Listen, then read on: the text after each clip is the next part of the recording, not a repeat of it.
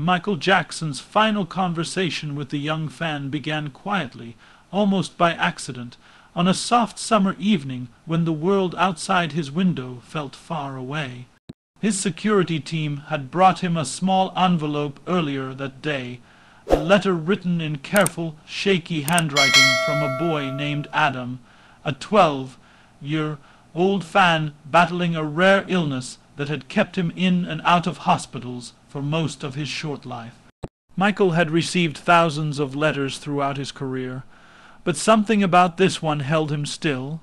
Maybe it was the way Adam wrote about music as if it were medicine, or how he said that when he listened to Michael sing, he forgot the tubes, the needles, and the quiet beeping of hospital machines.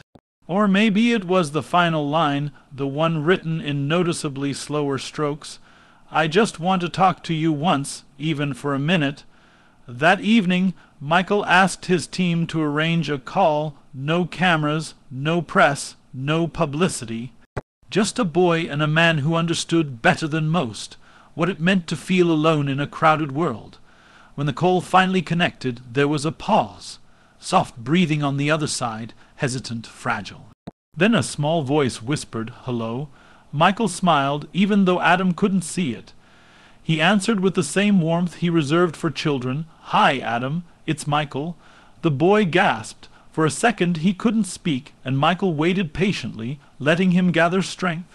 When Adam finally did, his voice trembled with a mixture of joy and disbelief. They talked about music first, Michael's songs, Adam's favorite melodies, the way rhythm made him feel alive even on days when he couldn't leave his bed.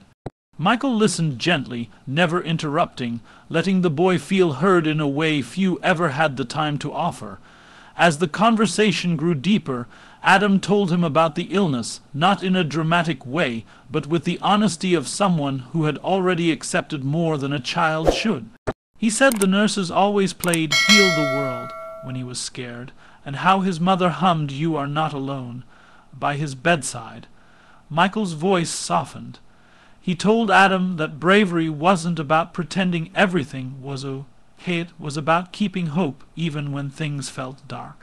"Your heart is stronger than any illness," he told him, "and every time you smile, you heal the world a little bit." Adam giggled softly at that, saying he didn't think one person could change much. But Michael insisted he already had. His letter, his courage, his kindness, they mattered. There was a stretch of quiet then, the kind that isn't uncomfortable but full of meaning.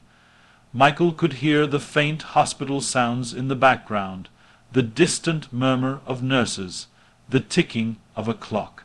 Adam broke the silence to ask the question that had probably been on his mind since the call began. "Do you ever feel scared too?" Michael took a moment before answering. He told him the truth. Yes, he felt scared sometimes, especially when he didn't know what the future held. But he told him something else, something he rarely shared with anyone. "Whenever I'm scared, I sing, even if it's just in my heart.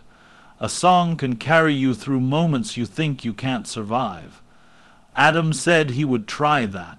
He promised he would sing the next time he felt afraid. Michael told him he didn't have to sing loudly. Even a whisper was powerful.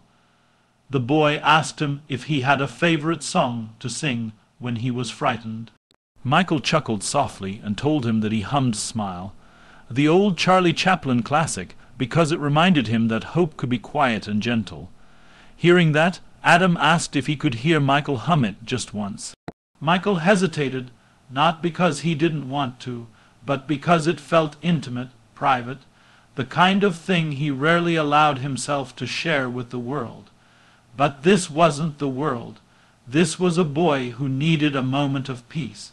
So Michael hummed, soft and trembling at first, then warming into the familiar melody. The phone line carried the sound like a lullaby, delicate and full of emotion. Adam didn't say a word until Michael finished.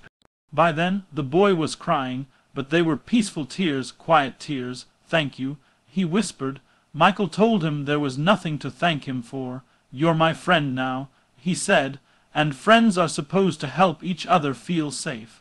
The nurse came in then, and Adam told Michael he might have to go soon.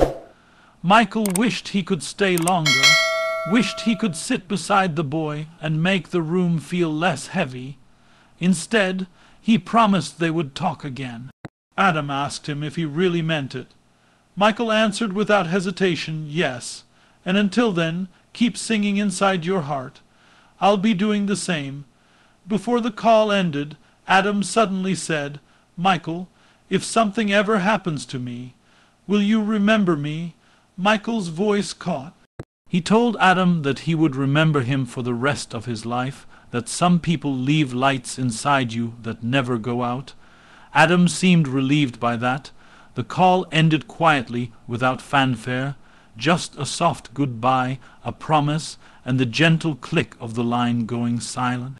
It would be the last conversation they ever had. Within days, Michael heard the news that Adam had passed away peacefully in his sleep. He didn't tell the world what the boy had meant to him. He didn't release statements or invite cameras. Instead, he went into his room, sat alone, and hummed Smile through the stillness, imagining a brave little boy somewhere beyond pain, still singing in his heart. For the rest of his days, whenever Michael felt frightened or overwhelmed, he remembered Adam's small voice asking if he would be remembered, and he kept his promise.